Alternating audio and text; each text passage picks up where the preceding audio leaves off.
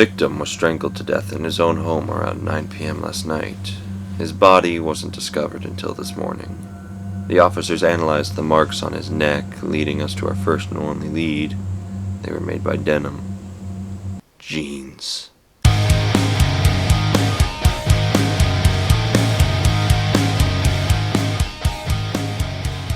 Our first step was to track down a local personality, accused but never convicted in a string of gene-related crimes.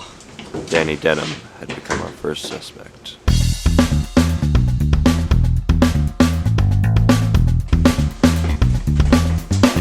So, Danny, where were you last night around 9 o'clock? There was a homicide and we suspect you were involved.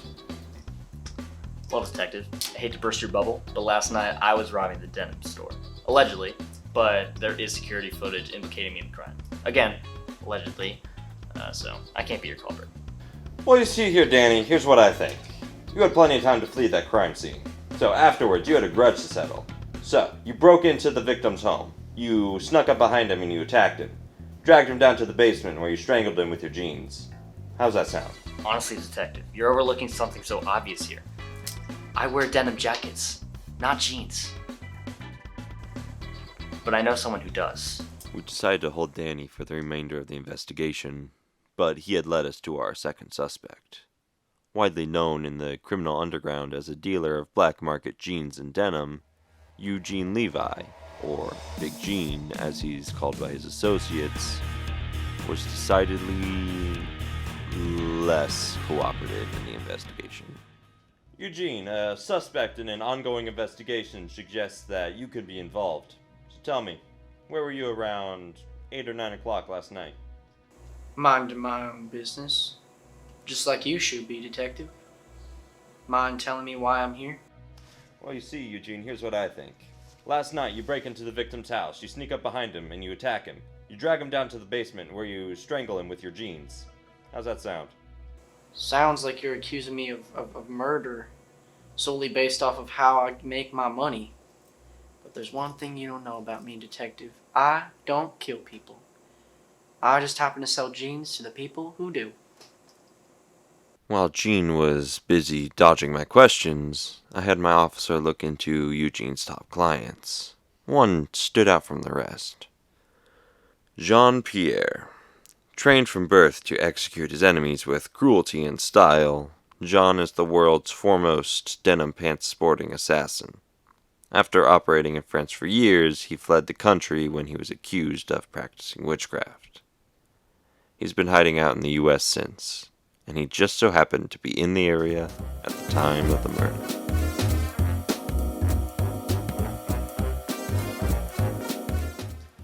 Jean, where were you last night? Yeah, I was home watching the television with mes amis. It's not gonna cut it, Sean. What I think is you broke into this house, you snuck up and attacked the victim, you dragged him down to the basement where you strangled him with your jeans. How does that sound?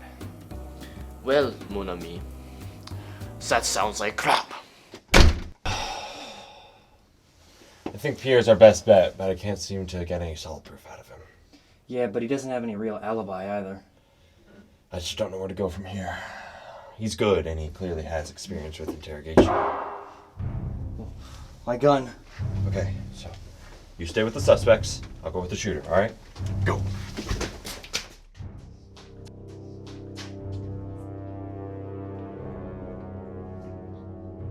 Jennings! Jennings? Jennings? Jennings! Who did this?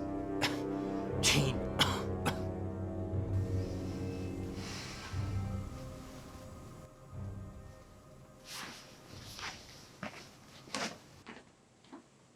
Eugene? Come out with your hands up!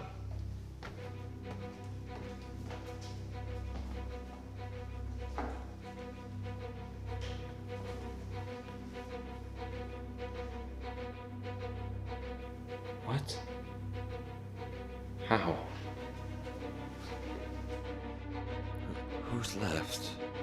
Who could have pulled this off? Who did this? Gene. What Jean's pants. I wear denim jackets. Not jeans. He just so happened to be in the area who could have pulled this off. He was accused of practicing witchcraft, Jean.